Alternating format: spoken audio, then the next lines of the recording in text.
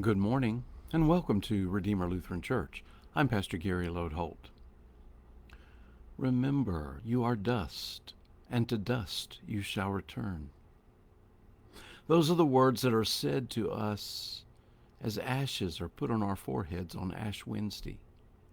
In fact, here at Redeemer, oftentimes when the congregation has to move from one place to another, I have our musician play what we jokingly refer to as traveling music. The music fills the gap of time. However, on Ash Wednesday, we very intentionally don't provide any music while the congregation comes forward. As you wait your turn, or as you wait for others to finish and the service to continue, the only, quote, music, quote, that accompanies the imposition of ashes is the repeated, "Remember you are dust, and to dust you shall return." You hear it over and over and over. The reminder of our own death and our own need for repentance and our sorrow over the death of Jesus for us is the melody that marks this powerful reminder. I thought we might focus on something like that during this third week in Lent. Throughout the Bible, there are numerous times when people put on sackcloth and ashes to mark times of mourning and sorrow, or to mark times of profound repentance. For us, Lent is a time like that too. So this week I want us to explore some of these stories a little more deeply. Today we will look at a time or two when sackcloth and ashes were used in mourning the death of someone. And then for the rest of the week, we will see how these signs were used in times of repentance. Our main story today deals with King David, who mourned the death of an enemy general named Abner. However, before we get to that one, I need to remind us of the Old Testament story of Joseph.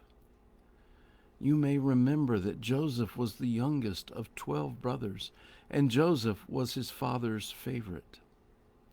This and several other reasons led to the brothers not liking Joseph very much.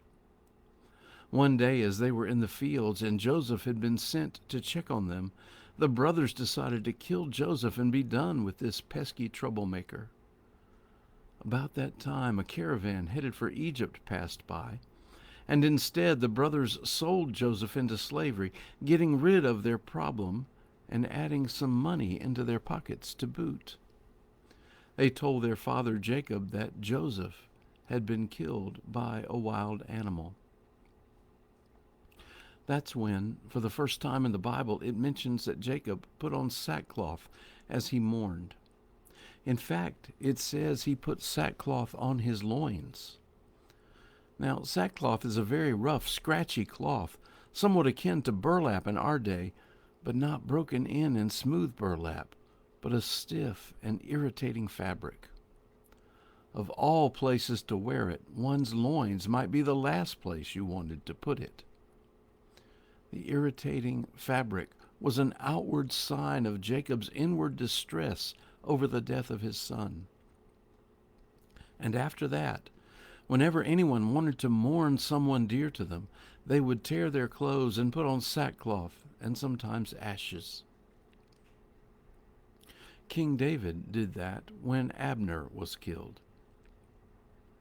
This is not a story we know well, but let me sum up a long story by saying that as David's prominence grew, he ended up in a war with King Saul, who was trying to destroy him.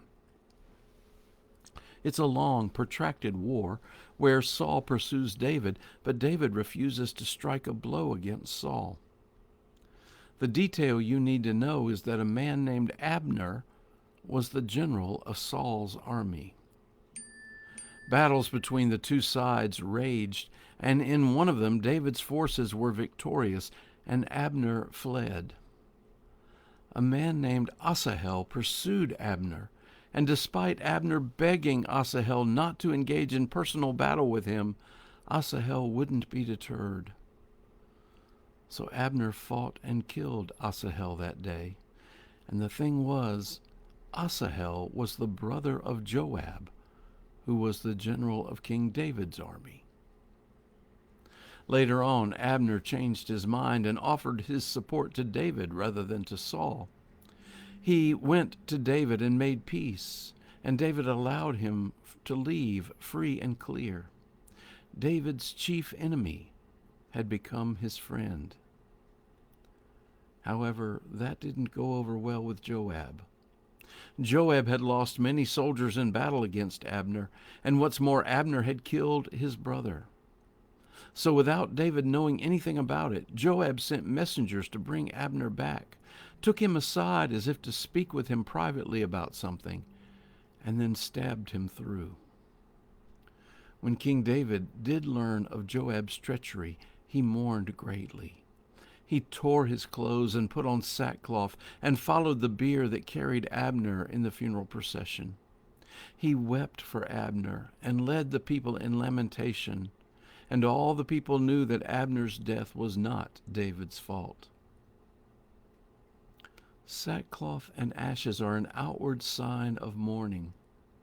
We might not wear sackcloth today, but in most funerals we do wear muted, dark-colored clothing to express our sorrow. In Lent, it is the same thing. We wear ashes to express our mortality and our failure to live up to what it means to be God's children. We have deep sorrow over our sin, which led Jesus to die for us. That's what makes our Easter joy so wonderful. In his death, Jesus conquered sin, and in his resurrection, Jesus conquered death. Sackcloth and ashes point to our sorrow and mourning, but in the end, they also point even further to Jesus' ultimate victory. Thanks be to God. Thanks for watching, and remember to let this day belong to God.